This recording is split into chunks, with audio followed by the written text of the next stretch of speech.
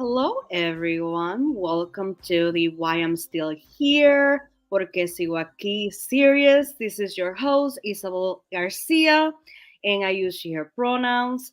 Today, we are going to have another fascinating conversation about forms of care. This time, we're going to be talking about crocheting. I don't know if I'm pronouncing it right. Crocheting, crocheting, Crocheting? crocheting. La misma it's all the same Oh thing. my God. Push. Okay, so we're gonna be talking about that, about that form of art with Jose Maldonado Velez. But before we even get into introductions, I wanna remind the audience that the reason why we're doing this series is because we wanna start connecting the dots between what we know as mental health and community. Many times when we talk about mental health, we focus a lot on the individual and the self and what we can do for us.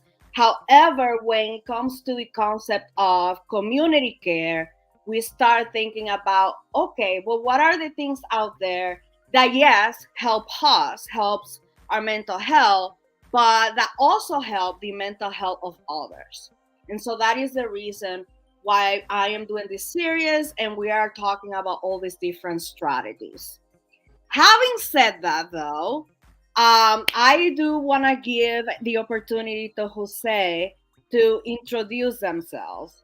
Could you tell us more about who you are and your work in the community? Cool. Yeah. Hi. First of all, thank you, Isabel, for inviting me on this show. I'm really excited. I'm a little nervous, but I'm mostly excited to be here today. I know we first connected first on social media and then in person, so I've been following you for a while and appreciate all the work that you do around suicide prevention and everything. As far as Jose Maldonado Velez, I landed on three titles, I guess, where I'm at right now, which are activist, educator, and organizer. So, activist, really using art for a little bit of activism. Educator, whichever space I'm in, I'm always finding myself educating people on different systemic issues, or whether I'm teaching crochet classes or doing group fitness classes. And then organizer, same thing. Always find myself leading sort of like organizing efforts in different spaces. But as far as like what I'll be getting W-2s for next year, those two titles are first one is I just became program manager for Nuevo Camino down at Enlace de Familias in Holyoke.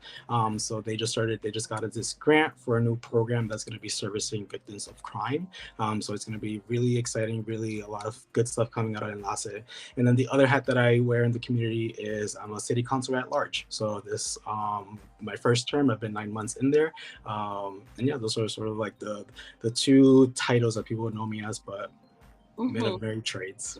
mhm. I love this concept of art activists.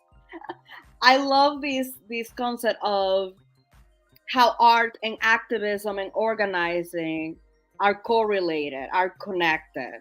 Um, Mhm. this is a good segue to this form of art that you do. And the reason why I asked you to speak about this is because I remember on Facebook seeing your art, seeing all these different forms of art, and I even think you had a class, you actually taught people how to do the is a crochet. I Yep. think I'm gonna mess it up all the time. Crochet. And I'm like, oh my Yeah, god, yeah, yeah. like You you got it. even teach, Get like this. you even teach about this. And so now I Mhm. guess my first question is, so what is it? How would you define this form of art? And also, what is the difference between, let's say, crochet and knitting? Knit. Because is that the same Haha. thing? Like, I don't Ugh. know. I don't know. Is it?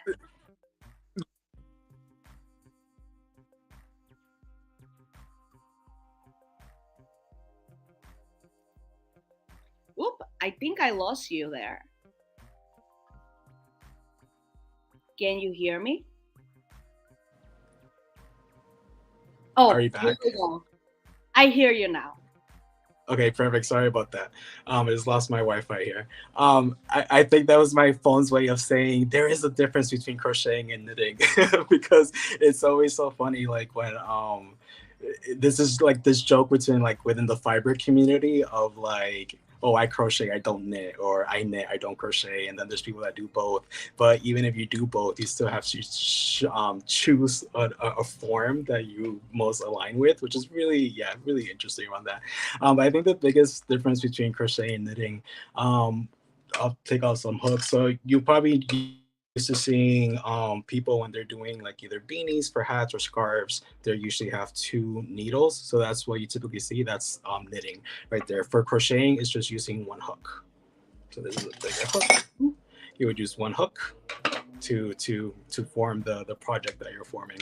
Um, and it's just weaving. It's just another form of weaving fabric for weaving yarn to create a bigger project. One thing I did read the other day, though, a big difference between knitting and crochet is that knitting there are certain stitches that you're able to do by machine, but crochet there's absolutely no stitches that you can do by machine. So if you crochet, like the only way that you can crochet is with your hands. So that's sort of like a big difference between knitting and crocheting. Um, but when those two, like I said, within the fiber community, we have like a little rivalry, but outside of it, it's a lot of beanies, a lot of hats. You can do a lot of the same projects. Like, well, I don't have them on me. I don't know, like little cauldrons and stuff, whatever you want to make. Those are all projects that you can make with knitting and crocheting. That is so interesting how there is a beef in between the two communities. I have no clue, but I'm glad that I asked so we know the difference Yeah, yep, yep. between the two, because there is clearly a difference, not only on the way of doing the different materials, but also the outcome. There are Mhm. different outcomes from each form. So now I want to know, okay, but how did this start? Like, when and how did your passion Mhm. for this form of art start? Hmm.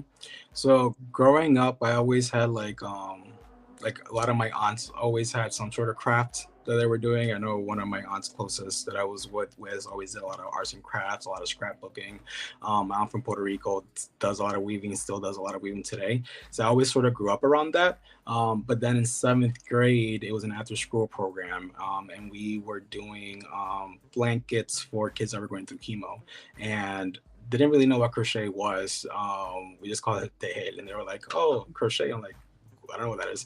Got in there and learned how to crochet. So what happened though after that was, even though I liked it, I really it came easy to me. I like doing the blankets. There's that voice and that very not just that voice, that very real spoken words of, oh, that's for girls. Eso no, los nenes no hacen eso. Eso solamente para nena.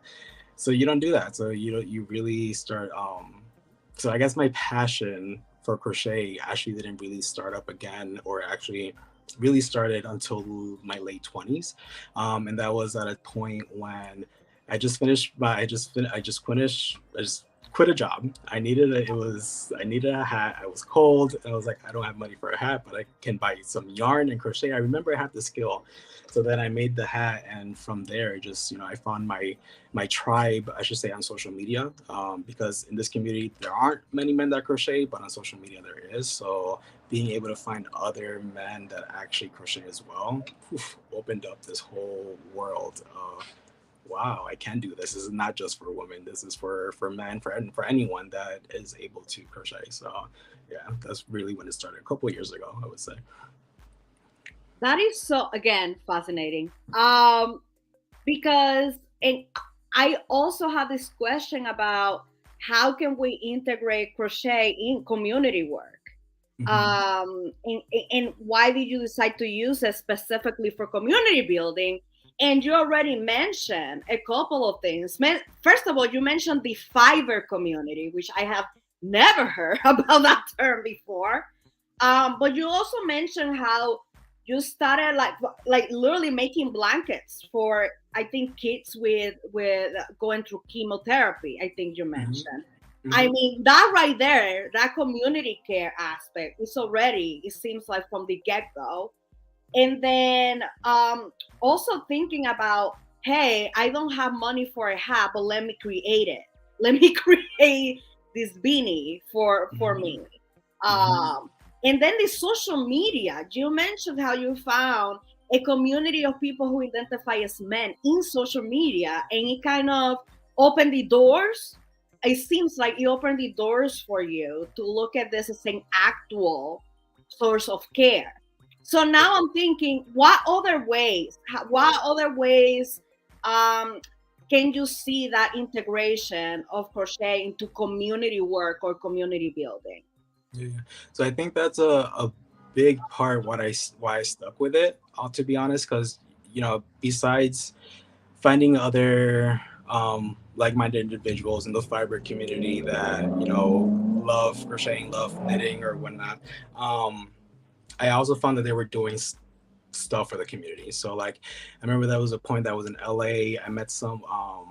I don't know how I connected with them, but somehow we found each other on social media. She was doing this, we call it yarn bombs, where we're covering different surfaces with like these knitted or crocheted materials, pieces.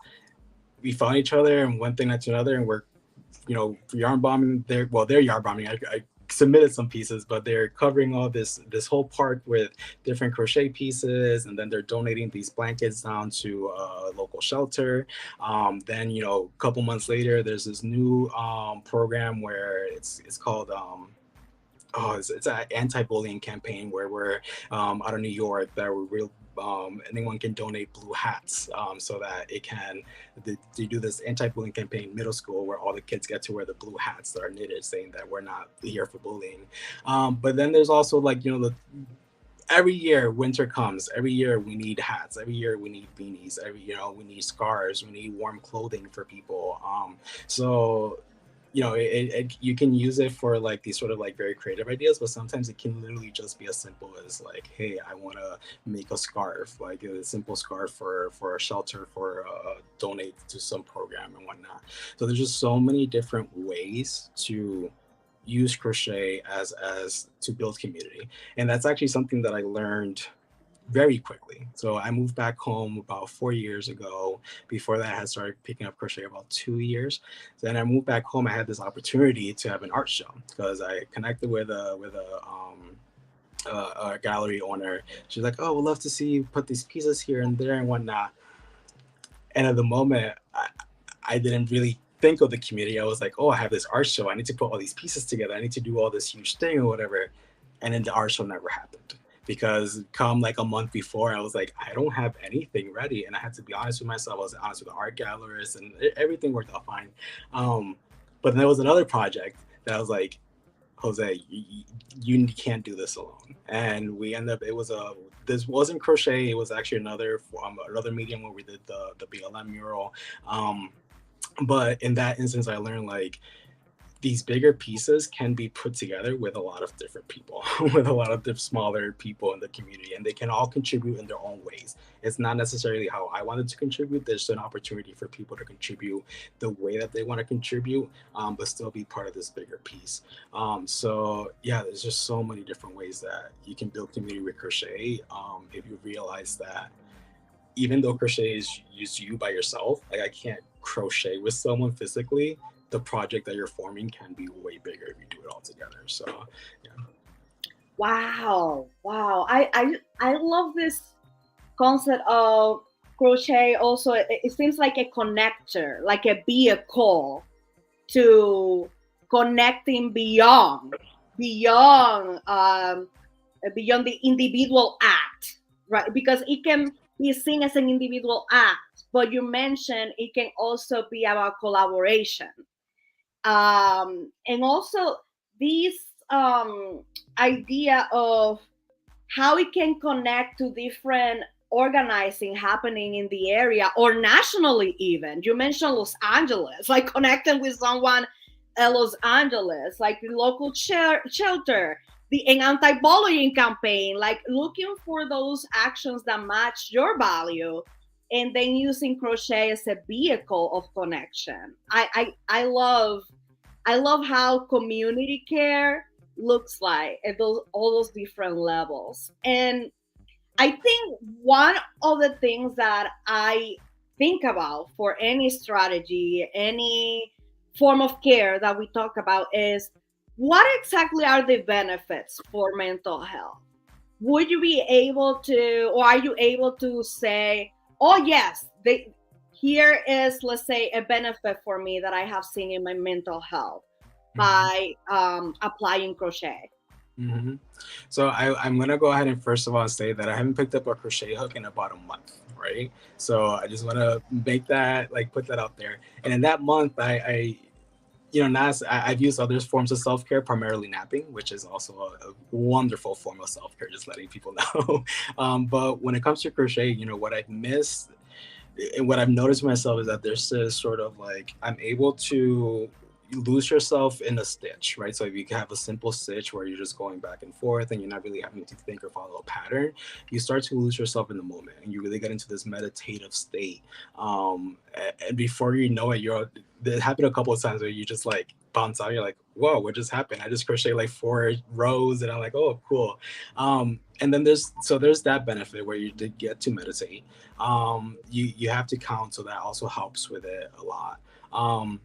It helps a lot with the hands, these little puppies that we don't really, you know, are really aware of. We use them all day, every day, but not until you actually have to use them for something that you're actually aware of. So you really start, helps with arthritis and whatnot. It also helps community building, which helps with self-esteem. So it really, and at the end of it all, when you do with the project, so when you lose yourself in the moment, you come up with this project and you're like, wow, I just made this. I just like this just was just created with my 2 hands. Or even I just did these 3 rows. Like that feels good. That feels good in that moment, especially, you know, they say like sometimes I was reading the other day how like if you want to accomplish something every day, just make your bed. You know, every day just make your bed. That's the one thing. Something so simple, just make your bed. And I think with this, the same thing where it's like crocheting can be so simple and you can accomplish something so simple, but it actually means something. It'll benefit you in some way, shape, or form. So yeah, there's a lot. I've taught classes to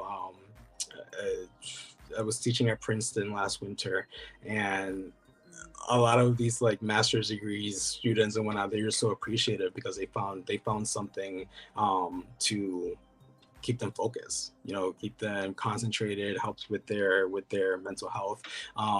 I haven't checked it and I don't know how many people have kept up with it, but I do know that they go back 2 years in a row and one person did for sure stay up with it. So hey, that's at least one more person than none.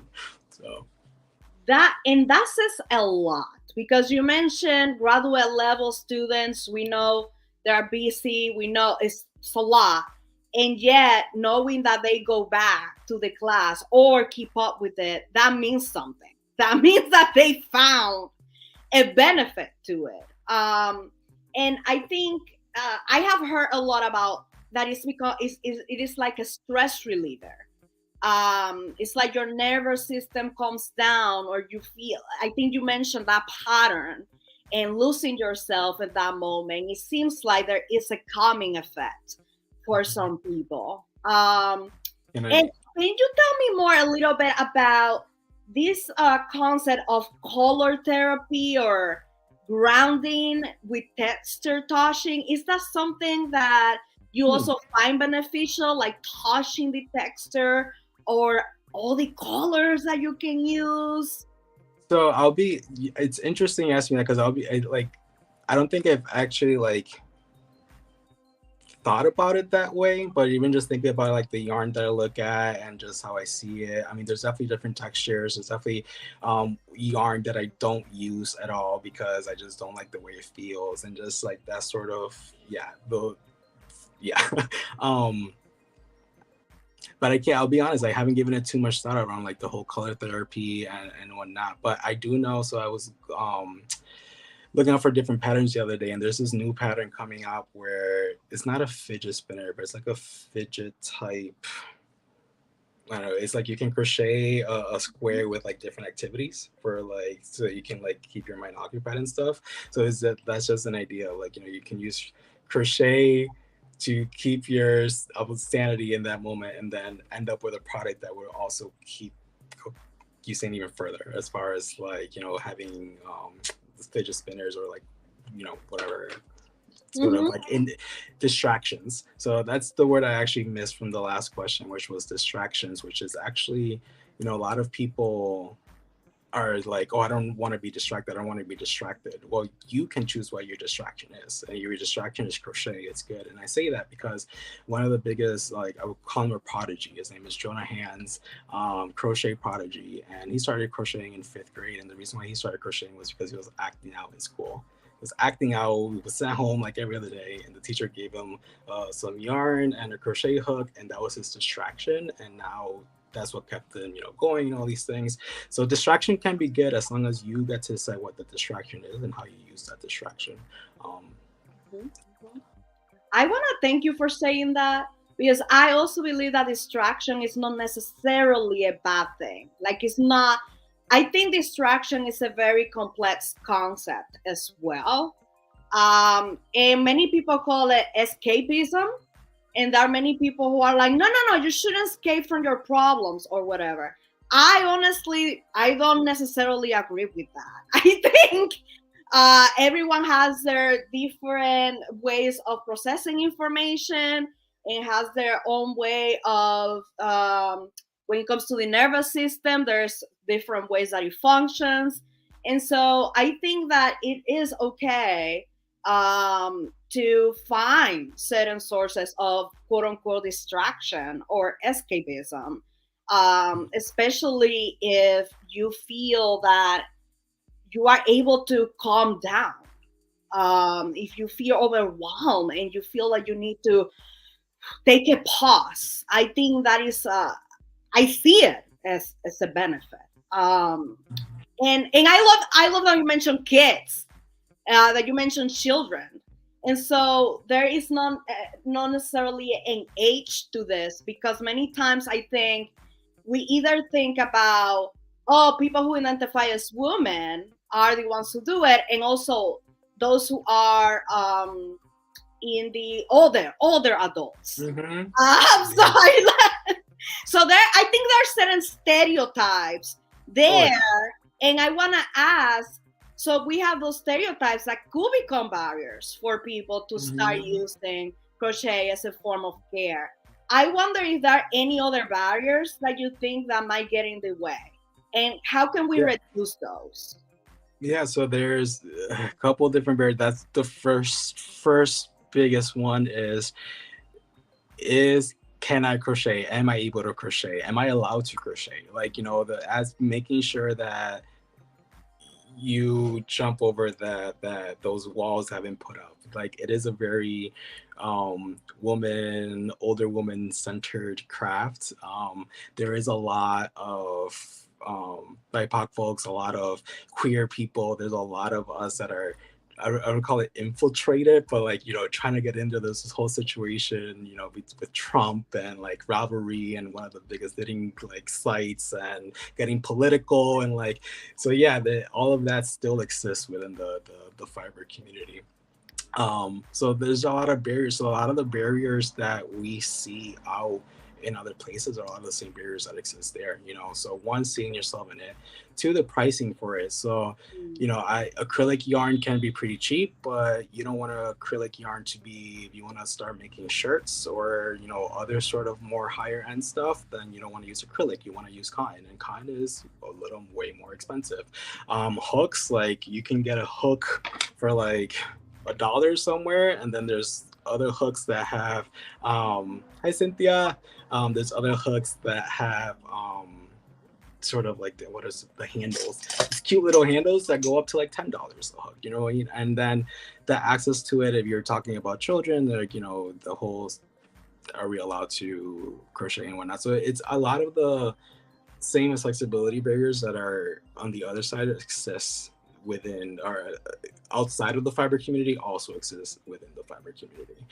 There's this idea of so it, this prestige almost that if you have crocheted and you know how to do a certain stitch, all of a sudden you're this master and you talk down to certain individuals. That has also happened within the fiber community. So really, you know, it's the way you get past that is one getting what we did. So for example, at the YMCA, we're not doing it right now, but we're teaching middle school kids how to crochet. And I know there was another program that was doing it in the whole public schools. I don't know who it was, but that's one way to, you know, bring down the barrier around cost and say, hey, can you not do it? But yeah, it's like anything. There's one thing I've noticed in my 32 years of life is that there's not one place, there's not one institution that's been set up under white supremacy that does not have white supremacy tendencies in it. So everything, and it really was. And I say that it's like with a smile because it was so interesting, particularly under the Trump era, how this sort of like within the fiber community, how quiet we were, and now that we were finally able to speak up, how much people were like, oh wow, like this problem exists everywhere. We can also be racist within the fiber community. And it's like, yes we can, you know. So yeah, but barriers exist, and I think as a queer brown man, like that's all, you know, we've I've seen a phase, but it's also the work that we have to do to bring them down and give access more to people that are coming after us. You know, I love seeing that now on like TikTok, there's this dude that is called the Crochet Chef. So all he does is crochets like food pieces, but he has like 500,000 followers. He's like this Asian kid, and he's like, you know, it's like you just gotta do it and just know the biggest barrier, aside from all the systemic bullshit that exists out there, the biggest barrier is yourself. If you decide that you want to crochet, can crochet, will crochet, the people out there exist to support you. It's not hard. I mean, it's not easy, but it does exist. So I always, sorry, got a little noisy. But I was saying they'll bring down, they're saying yes with me, or they're saying cállate, Jose, cállate. So it seems like, so I agree with you that any community or system is going to have some sort of white supremacy characteristic embedded, because that is unfortunate, but it's the reality. I also have noticed that. And it seems like, and this reminds me of the episode about gaming we had last week, which is about in which we said it also really depends on who are the people you're surrounded yourself with in this community. Let's say in this case, the fiber community. What are their values? All of that, I will say, matters when it comes to looking at any of these strategies as a form of care. Because it's you, but also the other people who are in this journey with you. So we are almost at the end. I wish I could keep going, because I actually have more. I think I have more questions now than before. So I think we should continue this conversation in the future, because I really do have more questions. But I want to know, how can we support your work? I know you mentioned a couple of different roles that you have now, but how can we support your work? Are there any events coming up or things that you want to promote? Any social media you want us to follow? So you can follow my so if you're on Instagram, you can follow all of Jose, which is like all of me, but all of Jose. That's also my handle on Facebook. Right now I'm not taking any orders for any crochet pieces or anything, and say that because talking about surrounding yourselves, you know, I did mention a couple times throughout this conversation around, you know, sort of fiber artists that are making it, you know, within the fiber world, but it's okay to also just crochet because you want to crochet. It's also, and I think that's also one of the, if there's one thing I want anyone to take out of this is like, self-care is important. Self-care does not have to turn into a capitalist hustle.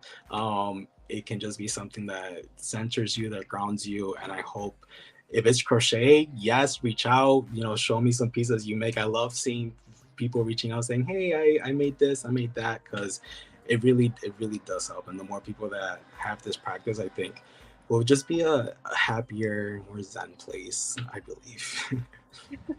Right. Yeah. Thank you. Thank you so much for sharing. And I also want to share with the audience that in terms of Estoy Aquí, feel free to go to the website estoy-aquí.org. You can donate when you go to the website. You can also purchase our merchandise at our bonfire store. And you're actually going to be seeing Jose modeling in one in a couple of pictures later on. You will see that we're gonna post some flyers, and he's gonna be promoting this shirt right here. I think is this one. Yep. Invest in community-led safety strategies. Like it came out perfect. And this shirt is actually on sale on the bonfire store. So if you love that message just like we do, feel free to purchase it. Any donation and purchase that you do will really help with our cultural responder program. And so we can buy materials and the stipends for participants that wanna join that program. And so you can also learn more about that program at estoy-aquí.org. So having said that, it is time to say goodbye. Thank you so much, Jose, for coming, for your time. I really appreciate it. Yeah, thank you. This was great. Thank you. Really appreciate everything you do, Isabel. Thank you. Bye.